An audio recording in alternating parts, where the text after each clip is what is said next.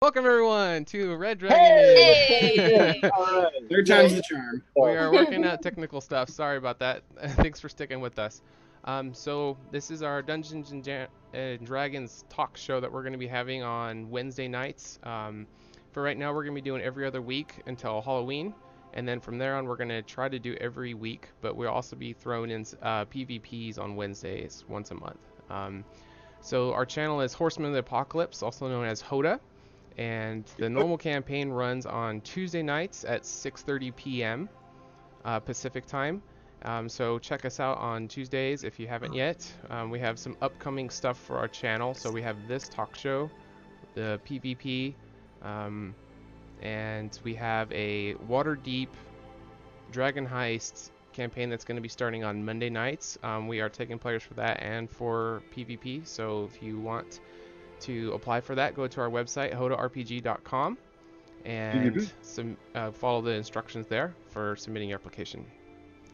So we have some familiar faces and we have a new one tonight, so we'll kind of go around the table and do some introductions.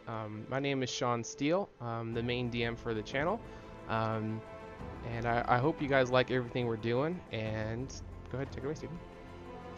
Yeah, I am that new face that nobody here has ever seen before. So my name's Steven. I guess you could consider me, as far as this group chat goes, the stand-in for the average gamer. Been playing D&D for a couple years, DM'd a little bit more recently, but excited to join these guys. I've loved their stuff, and yeah, that's me. Perfect. Welcome. Thanks for coming on the show. Glad to have you, man. Yeah. Yeah, good to be here. AJ. Know me now? Yeah, Alright. yeah. I'm Andrew. You would know me as Rin in the HotA campaign on Tuesdays, every night from 6:30 till, we go pretty late now. I think we go up to like 10:30. So yeah. But yeah, you can see us there and enjoying our little party of misfits and leaping before they lookers. Lots of good stuff and humor there. So yeah, I look forward to seeing you guys and talking with you here. All right. Everyone, this is Kyle here in York, PA. I play everyone's favorite halfling bard, Finley Shenanigans, on our HotA program. Really looking forward to this. I think this is going to be a lot of fun. Definitely want to thank Steven for hopping on here with us, so we can. I think a lot of good conversations are coming our way in the next hour, 2, 3, 4, however long the hell we go, whatever. 8. Yeah, no big deal. Give you, man. We'll just roll. Let's keep talking about it. I'll call in sick tomorrow. I'm sure I got one vacation day left. I am actually off tomorrow, so I don't care how the hell long we go. But anyway, there you go. Thanks to everyone for joining, and feel free to join in the chat too while we're going through it. So, Kayla, take it away. Okay. I am Kayla, coming from the other side of Pennsylvania. And I worked on the Divinity lore for developing HotA and everything like that. It's been such a fun thing from the start, and it's amazing to see what it's actually turned into, like getting to see the players interact with the world a little bit. That's been super exciting, and I'm really excited for this talk show. I've been on the show a little bit. I was a little known lass by the name of Lilash that caused the group a little bit of headache. A lot of it. But she walked away with half of them as friends, so right. I'm counting that as a win for her. Yes. Awesome. So if anyone is new to the channel, you can scroll underneath the stream and there's a bunch of panels down there. It kind of explains everything. We got points that you can accumulate for playing mini games on the stream. There's a heist, you can challenge people, so all the rules are down there. Kind of explains everything, but the main focus for this is just getting to talking about D&D. So we have a campaign where we're playing and we really focus on the game, but we don't really get a chance to talk about everything else D&D related. And obviously we're all here because we have a similar interest, and that is Dungeons and Dragons in general. And we all think it's the greatest game because of the ways that you can role play and do other things you can't do in other games. So that's why we started the show, so we can talk about this stuff and maybe get into some behind the scenes stuff with HotA. And at the end of the show, we'll open up for viewer Q&A. So if you guys have any questions you want to ask us or about the channel, that'll be at the last segment in the show.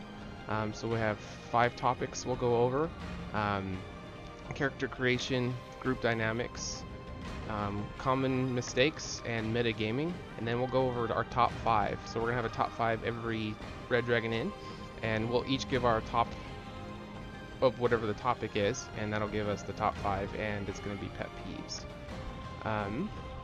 So let's talk characters. So the first section is character creation. So I think this is a really good topic for us to do our first Red Dragon in premiere with, because that's the first thing you got to start with when you play Dungeons and Dragons. So we've all been there as players or as DMs, walking people through character creation. So we'll just kind of open up to the floor. What do you guys want to talk about with character creation?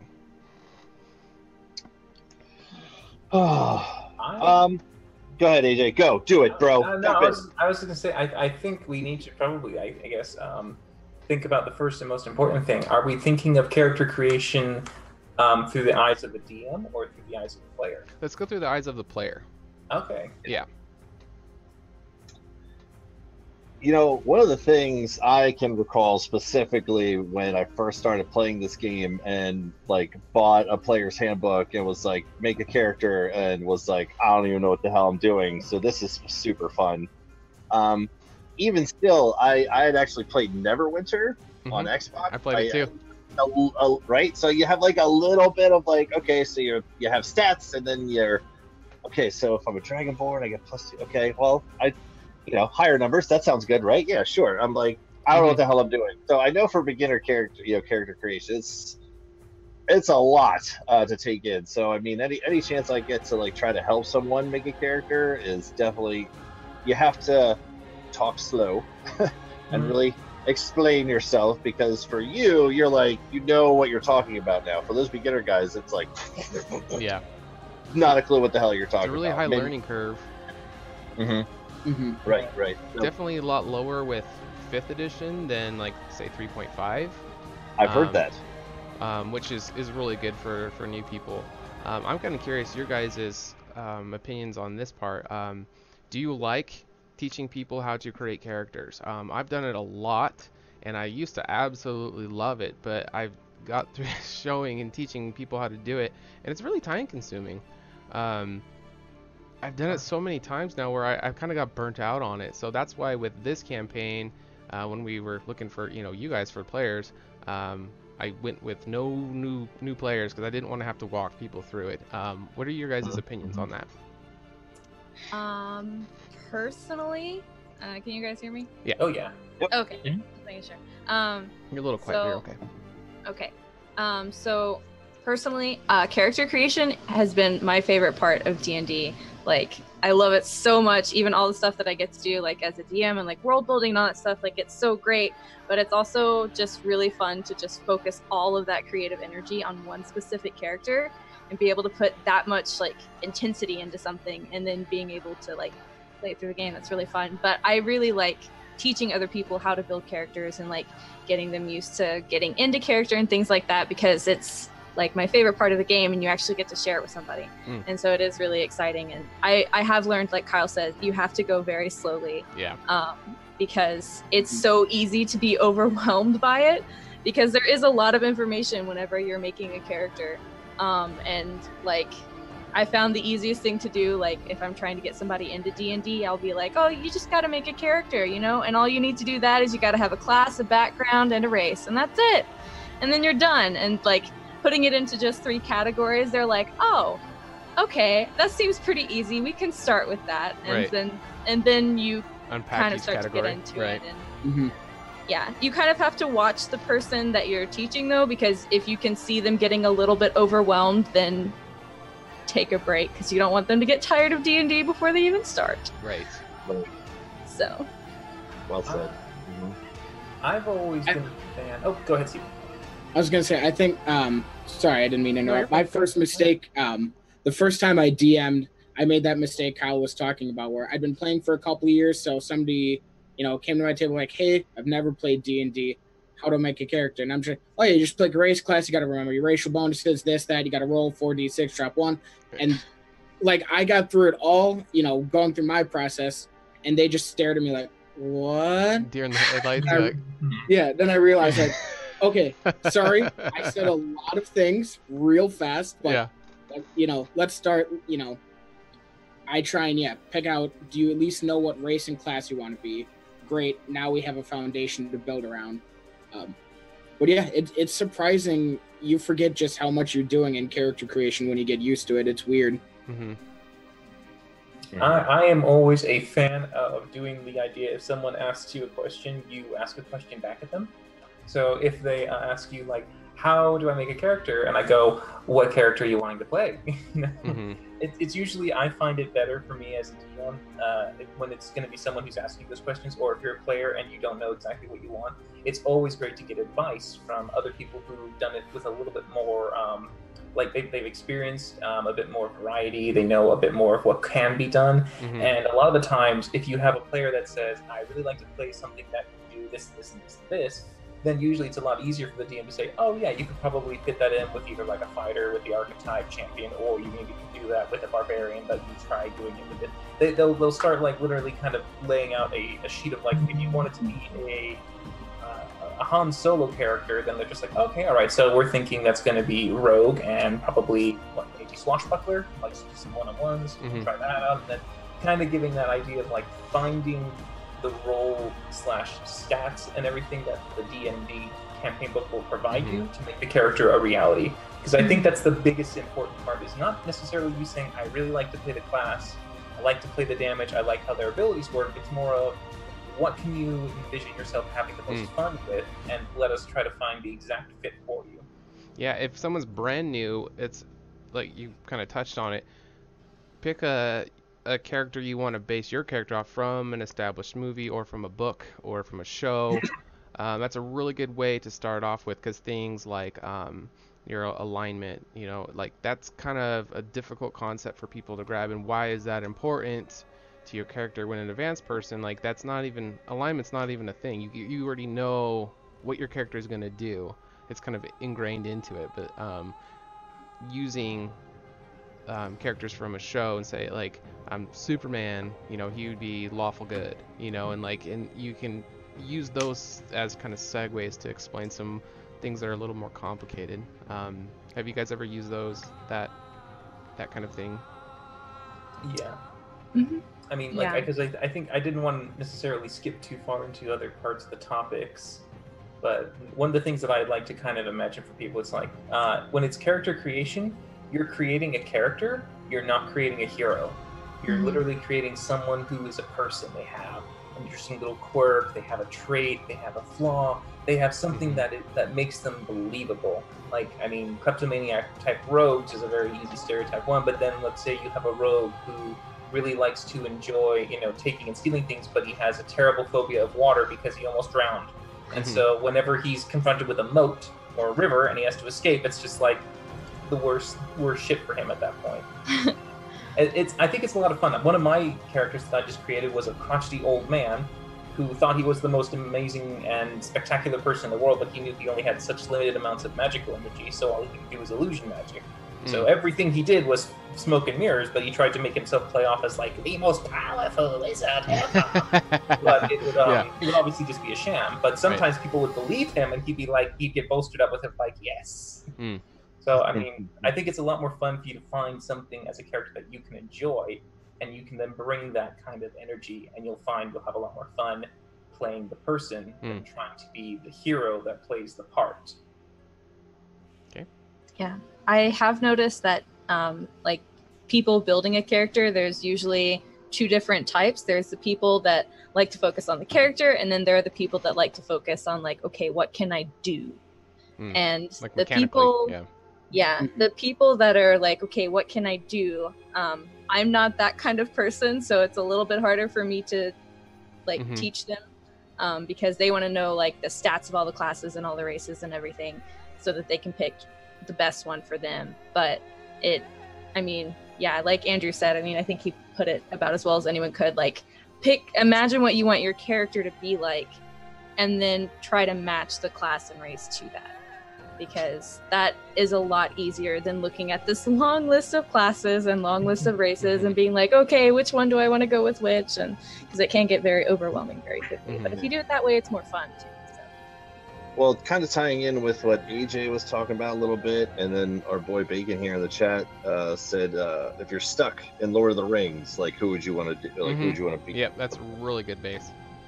And then AJ had mentioned about like a hero or something. Like, you know, there's lots of little things that you could do. Like, do you want to be like an Indiana Jones character? Do you want to be like the Hulk? Do you want to fly? Do you want to, like, yeah?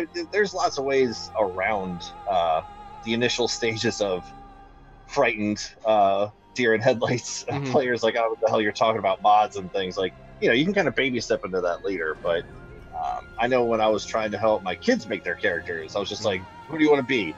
And the 8-year-old says, I want to be like the Hulk. All right, cool. Well, that just gives us a focus, and then we can go that way and figure something out from there. And honestly, helping people do that, it's actually kind of fun too, because it's like, all right, so could we just go down this path, or could we multi-class a little bit? So it's actually kind of, I don't know, I think it's kind of a challenge to really fill the shoes of what they're looking to do with their character. Shadow absolutely shouted out that they liked how you did it, Shaun. Because, I mean, I know yours is a little bit more advanced for players, not so much for noobs, but it was a lot of fun to do it that way. Yep. Yes. So kind of break it down, because you guys went through it, I went through it, but just kind of explain to people who are watching, what kind of character creation process did I use with you guys, and what did you guys like and not like? Like, what was that experience like? Not going to own up to it and just, like, tell us? Well, I'll tell you one thing. It was definitely different in a very good way. I would say one thing. Oh, sorry, Kyle. I'm just...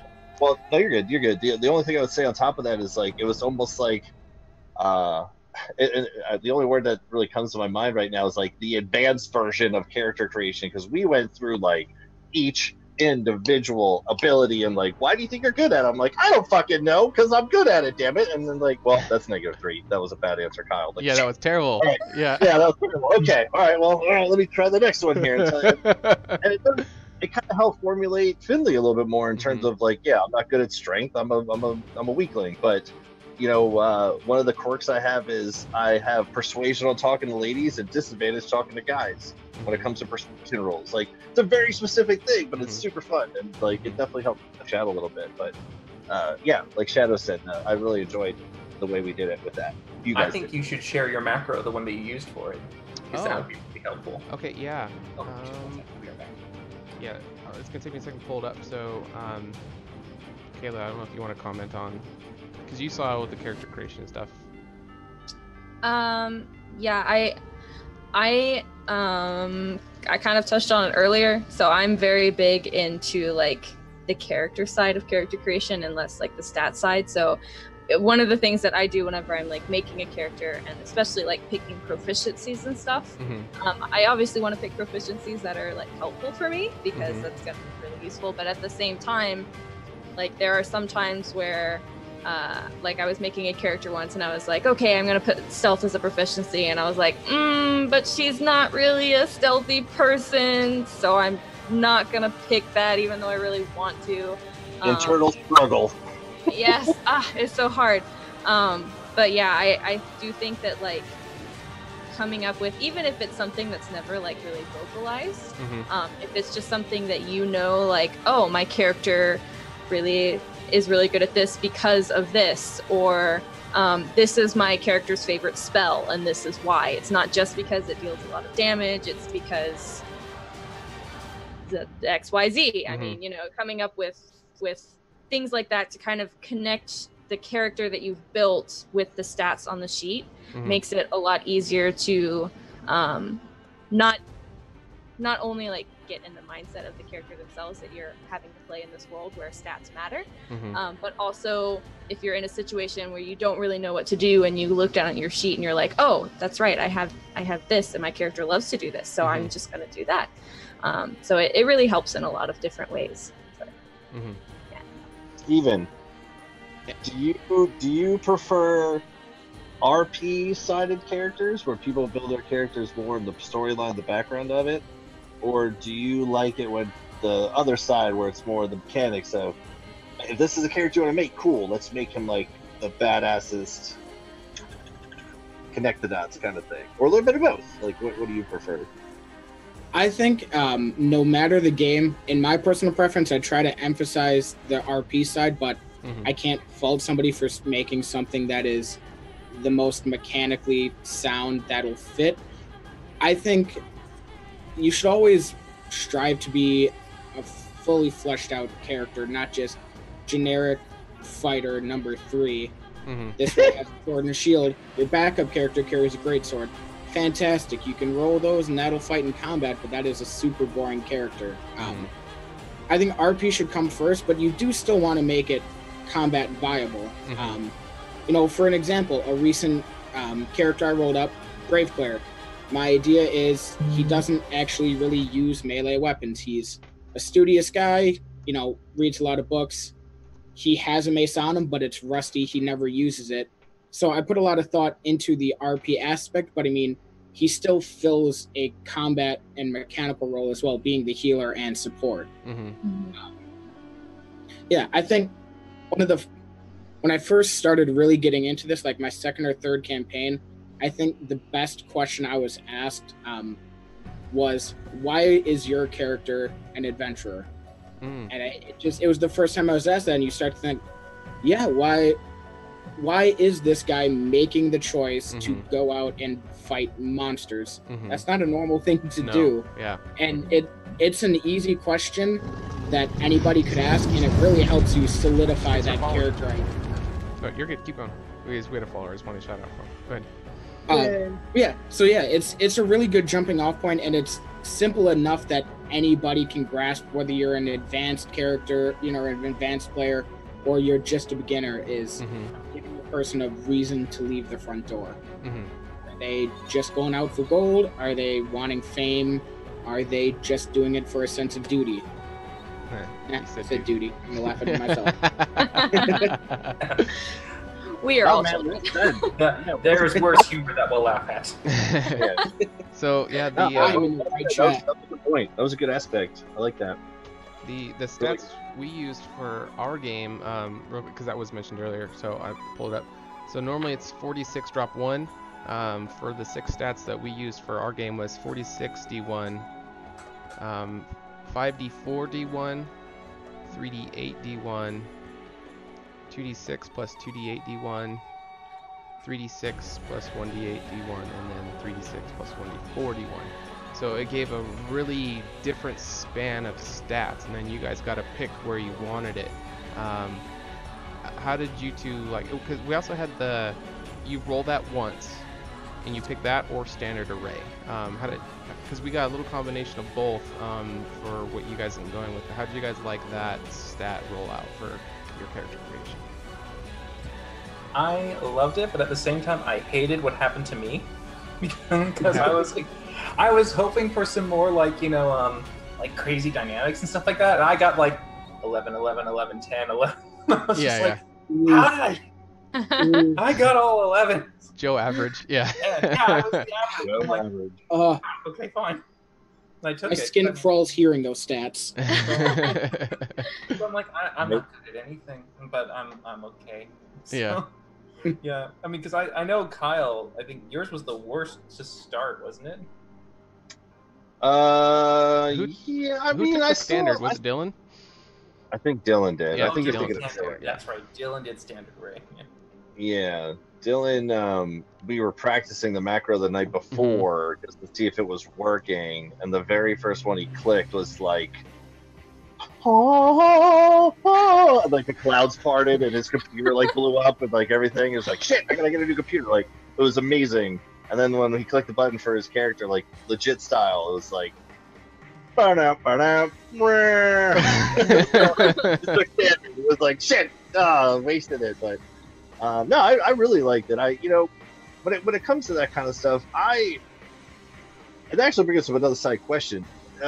Has anyone, and maybe I'm wrong in doing this, but I mean in terms of like just a quick sidestep. So has anyone ever done a character where you roll the stats, keep them in order, and then build a character off of that? Or do you make a character, roll your stats, and then figure out where you want them to go? The old down the line. I've only Down the line, regardless. I've never done it, and I don't want. I say I don't want to, but now that I think about it, it's just a different challenge of character creation. If you do down the line, I figure you do the stats first, and then you have to build a character that fits into those attributes. I love the idea of someone picking a character and like saying, I'm gonna wizard, and then you get 20 in strength, and you're just like 9, 4, 3. The only problem with that Also is, wizard. from a DM standpoint, that can make it really hard to balance things. If all 4, 5, 6 players did that, your CR challenge rating is going to be off because it's assuming that they're going to be at least at standard array, and so it can complicate it. But it can come out for some cool RP moments, I guess. So it's a trade-off of what's the focus. So it was is just a RP question or of I think maybe I should have just said it more like maybe more of a common way that people go about it is if you're going to do the straight line, that's first, and then it's like, okay, what would my character look like? And then the other one is, this is what I want my character to be, and then you roll, and then you plug and play where you want to go. Mm-hmm. I mean, I can't see both of those coexisting where you make a character, it's like, yes, this is my guy. And like AJ said, he's a fucking 80 strength wizard, and my intellect's a fucking 2. Like, this doesn't make sense. Like, Yeah. I can't play this. Yeah. As much as you want to role play that, that's kind of difficult. No, I made a down the line character once. It was like the first time that I actually played, because we were trying to get everything set up like pretty quickly because we weren't going to be able to play for long as it is. And so the DM asked me, he was like, okay, what kind of character do you want to be? I was like, I don't know. I've never even looked at them. I don't know any of the classes or races or anything. And so he was like, okay, let's just roll your stats and see what happens. And it was really cool, but it's a really good idea for people who don't know what they want. But I wish that I had just taken the time to like kind of read about the classes a little bit, because I ended up I can't remember